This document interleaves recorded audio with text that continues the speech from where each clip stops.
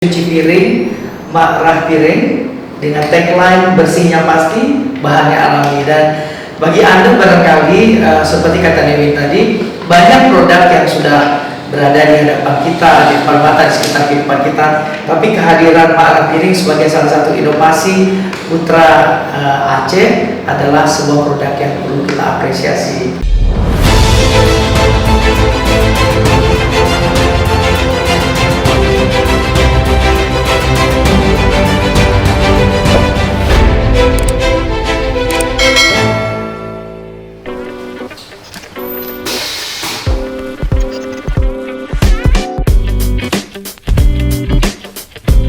Jadi kita bicara sedikit tentang UMKM.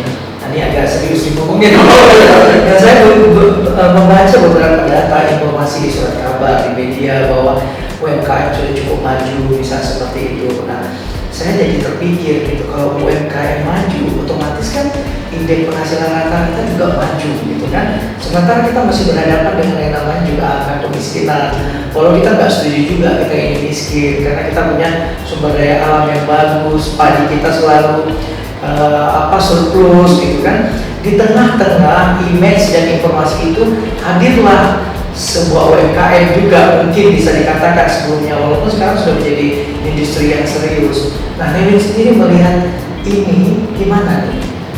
Bagaimana mengubahnya agar orang merasa bahwa UMKM itu nggak selalu pada tahapan pelatihan gitu kan ya, tapi exercise, kemudian berhadapan dengan problem, kemudian nggak menyerah pada masalah gitu. Tentu kan ini juga ada di awal-awalnya nih buat teman-teman sahabat Musa supaya tahu nih, jangan sampai cepat menyerah jika berhadapan dengan hal itu. Tadi dia bilang kita nggak boleh berhenti, inovasi harus jalan gitu kan. Sementara masalah pun becoming datang satu persatu gitu kan. Nah, gimana nih struggling nih menghadapi supaya defense-nya nggak terlalu membuat terkental dengan barangkali juga modal ya mungkin kita bisa pahami kan seperti itu. Modal memang salah satu permasalahan yang cukup besar lah. Salah satu permasalahan, tapi memang bukan cuma modal. Kalau dari saya melihatnya inovasi itu Pak. Inovasi. Mungkin kalau kita lihat sejarah kita jauh-jauh ke belakang, mungkin kita memang dari dulu itu trading ya. Kita memang latar belakang kita jualan, jadinya pedagang gitu ya. Jadi ada barang dibuat orang lain, kita jualkan lagi ke orang yang lain lagi gitu. Nah, jadi akhirnya kita merasa di situ comfort kita, di situ kita nyaman untuk jualan aja. Jadi memang kalau saya lihat banyak teman-teman yang sangat jago Pak jualan. Jadi kalau jualan itu insya Allah laku lah barang dagangannya gitu ya. Pintar lah ya. Pintar Pak. Cuman sampai kapan kita mau jualin barang orang? Ya kan? Sampai kapan kita mau ngembangin hasil usaha orang lain? Kenapa nggak kita rubah sedikit ya? Gimana kalau UMKM itu sekarang itu melakukan inovasi dulu? Ketika inovasi itu sudah ada, seperti misalnya kita bilang contoh marah piring. Saat ini kita masih belum berani gitu membuka investasi karena kami masih merasa kualitas kami itu masih di bawah dari market leader.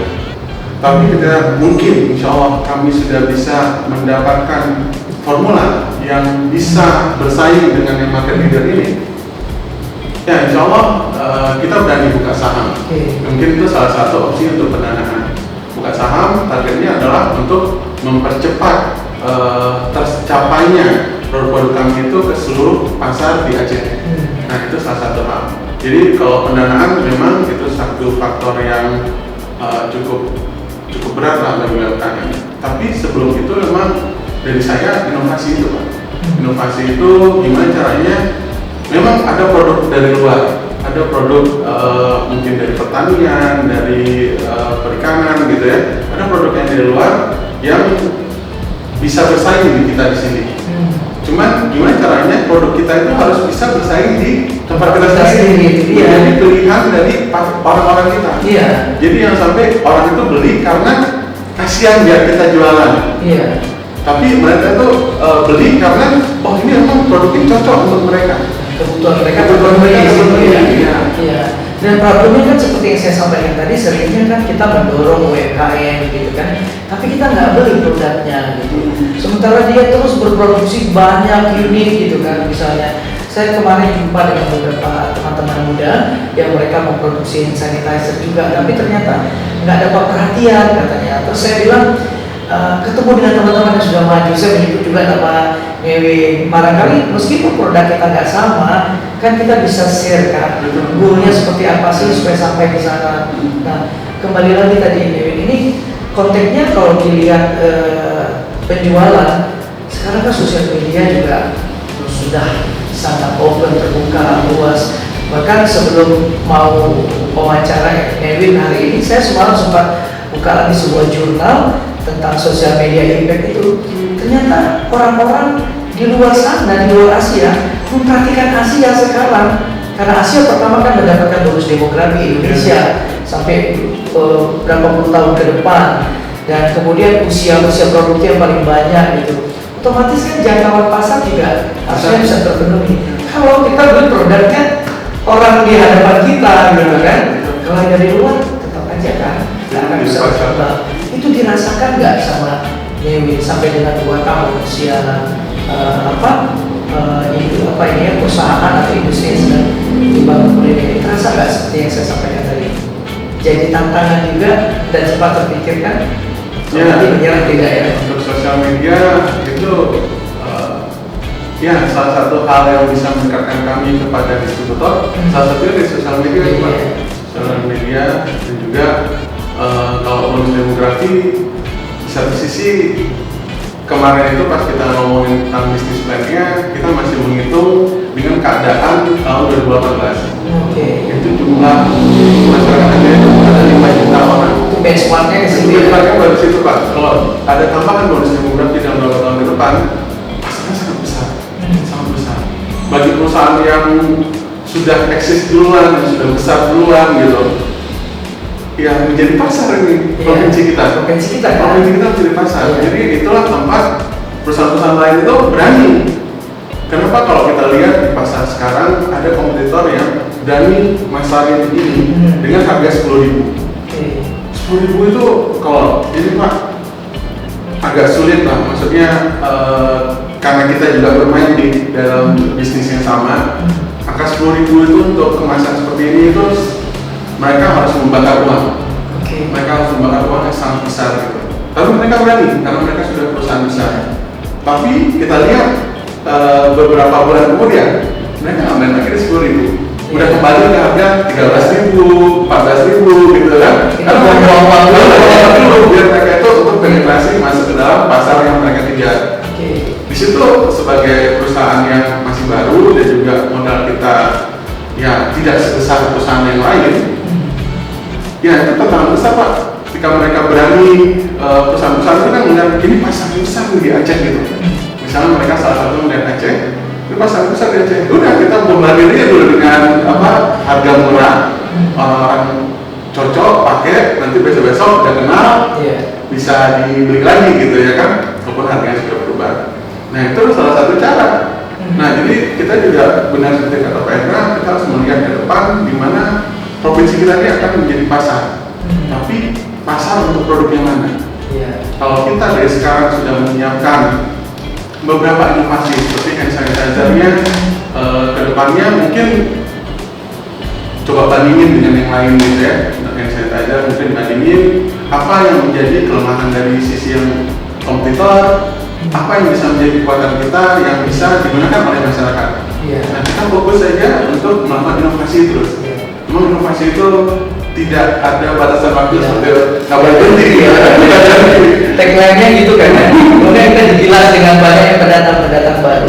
Oke, saya yakin memang kalau Dewi mungkin nggak mempertimbangkan ada persaingan dan lain-lain gitu ya. Tapi tetap pasti akan terpikirkan kan, apalagi kalau ini produk saya nyampe nggak di hati masyarakat. Terus pasti pengen tahu juga nih.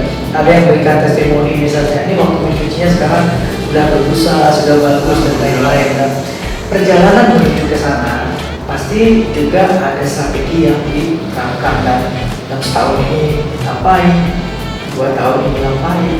Nah, ini sampai kapan nanti akhirnya bisa terangkut di semua seluruh Aceh gitu, misalnya amin ya. Amin. Nah, kalau kita lihat sekarang usia muda paling banyak di Aceh, kan harusnya ada perhatian pemerintah juga ya, defense of ya dengan ini gitu. Apa juga Dewi dan teman-teman mengedukasi juga ke tempat-tempat lain gitu, misalnya kayak di mana semacam ada UMKM yang baru dulu, atau misalnya justru juga yang diperhatikan ya asam sulitnya kan. Nah, ini kan jadi peluang juga nih. Begitu ada hand sanitizer jadi dari Atsiri, udah banyak orang kan dalam itu yang hilang dan lain-lain. Nah, mungkin nggak pernah kepikir orang kan asam sulti ya. Ya. Mungkin di depan rumah aja kita melihat, tapi untuk sekedar mencicipinya pun kita kadang bukan enggak sempat gitu ya. Karena produk itu gencar berperang masuk ke rumah kita. Kalau lagi sekarang semua itu sudah serba online. Gimana mensiasati strategi ini? Ya, itu kalau memang bahan baku, alhamdulillah sejak awal kita bekerja sama dengan pihak dari Lubuk Gapuy, Pak. Lubuk Gapuy, dan kita sudah memang bahan baku kami 100% dari sana untuk asam sulti. Itu Bunda ini juga selalu ngabarin kalau sudah ada asam sulti, dan juga walaupun kadang-kadang walaupun sudah ada kami masih ada juga stoknya tetap dibeli, ataupun kadang-kadang kebalikannya gitu ya, pas kami lagi butuh mungkin nanti Bunda ini mencari di tempat yang lain, tetap tapi dari Bunda ini di. Tapi ada perkebunannya seperti itu atau ada? Iya, jadi ada beberapa jenis itu mungkin dalam satu desa ada beberapa orang yang punya pohon-pohonnya gitu, dan mereka itu membuat sendiri Pak, membuat sendiri asam sultinya, dan itu menjadi bahan bakunya kami. Tapi kalau yang kerjasama dengan UMKM yang lain, selama ini ya memang ada permintaan. Memang ada juga beberapa usaha yang kita sudah kerjasamakan, ada yang itu dia memang kembali lagi kepada, kalau di saya melihatnya itu dari sisi inovasi kembali. Memang di situ apa satu hal yang memang harus kita perkuat, karena dari situ masuk modal baru bisa kita rencanakan bagaimana sistem marketing, distribusi, dan hal yang lainnya untuk mencapai target kita. Ya, baik Dewi, ini bicara tadi tentang backgroundnya Dewi, cerita kerja keras juga untuk bisa memahami bisnis ini. Dan sahabat Musa sekalian, Dewi Hasan ini seorang master penerbangan ya, master teknik penerbangan, dan sekarang dia hadir produknya di dapur-dapur kita. Tapi istri Dewi memahami teknik industri dengan sangat baik juga. Dan Dewi juga saya dengar baru mendapatkan penghargaan juga dari Newton Fund ya, untuk Newton ya. Lalu bukan saya, istri ya atas kerja keras ini gitu ya. Itu apa yang mereka berikan dari pelatihan, support finansial untuk mengembangkan bisnis, atau juga memang hanya penghargaan kepada leadership yang barangkali alumni dari sana, atau gimana sih?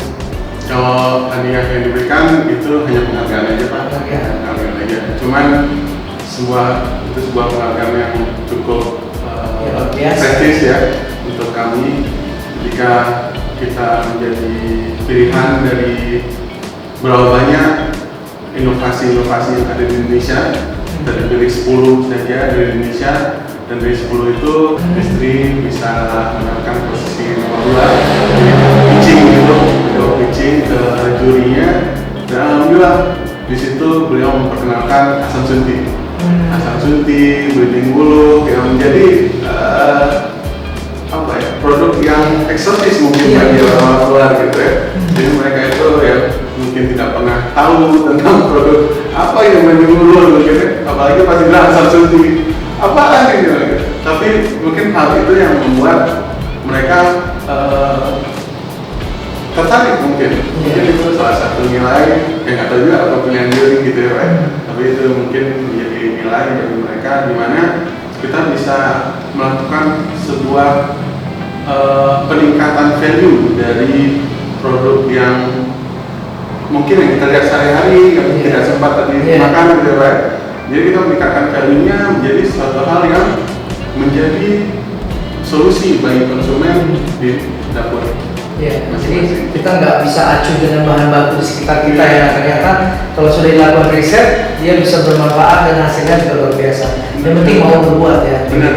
Nah, barangkali ini punya saran buat sahabat-sahabat yang sedang nonton, yang sedang mengembangkan UMKM, menjalankan gimana lu bagi semangatnya supaya tidak cepat istilahnya terlalu cepat mundur, belum break even point udah bikin pensiun. Gimana ya, ada trik dan tipsnya barangkali supaya teman-teman bisa tahu juga. Salah satu cerita sebenarnya yang membuat saya tertarik untuk kembali ke Indonesia itu cerita tentang gimana Jepang itu bisa berkembang setelah mereka itu hancur lebur. Jadinya gimana, memang di situ ada andil pemerintah di mana mereka itu memblokir gitu ya produk-produk di luar sehingga membangun produk-produk di dalam. Jadi orang-orang Jepang itu juga dengan pikirannya mencoba membuat imitasi produk-produk lain. Jadi mereka itu memulai dengan sistem ATM mungkin. Jadinya orang Jepang itu melihat produk yang paling laku waktu itu apa? Jam misalnya, jam Jerman. Dibikin imitasinya. Jadinya harga jam Jerman mungkin berapa, mereka bisa bikin sepersepuluhnya, ya kan harganya.